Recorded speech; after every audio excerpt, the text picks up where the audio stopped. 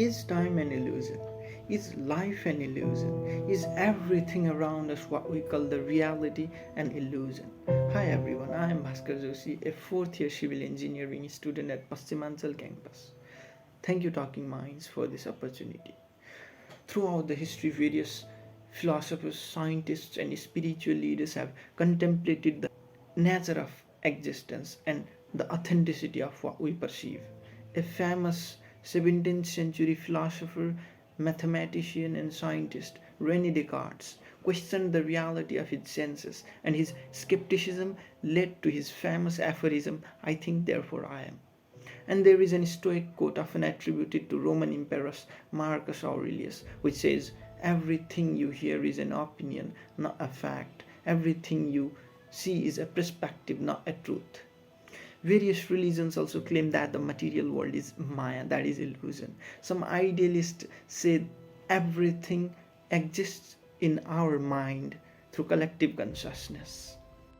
Talking about science, quantum physics now introduces uncertainty, observer's effect, superposition, quantum entanglement and fluctuation, duality, which either reveals the underlying illusion or point out to the deeper and more complex reality which is beyond our classical understanding. And there is one famous simulation hypothesis, although speculative. It suggests that some advanced civilization could have created a simulated world with conscious entities, that is, we human beings and all these animals in it, which raises a lot of questions like, is the objective reality a different world?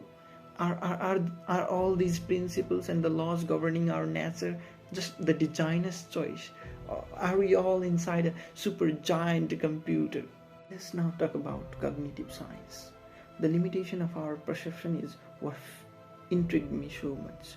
For example, we can imagine a point, a line, a sphere, and the projection of sphere in 3 dimensions gives a cube, but we cannot imagine projecting a cube into a further dimension, in a 4th dimension, to form, say, hypercube. We cannot imagine that.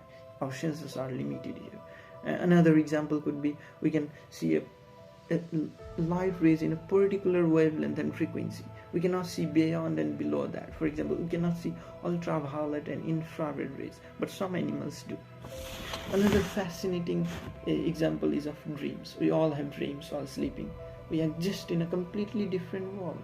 It seems real while we are dreaming, but when we wake up, we come to realize that all of our dreams were nothing but an illusion. What if the life we are living now is just akin to a dream related to some external world, say, or some other real life? What if one day we suddenly awake, what some people call it enlightenment, and have an epiphany that all our life was a phantom, a figment of imagination, and sheer about time?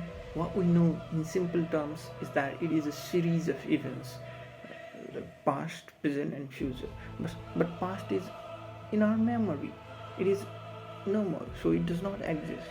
And future is our dream and hope, and it has not come yet, so it does not exist for now.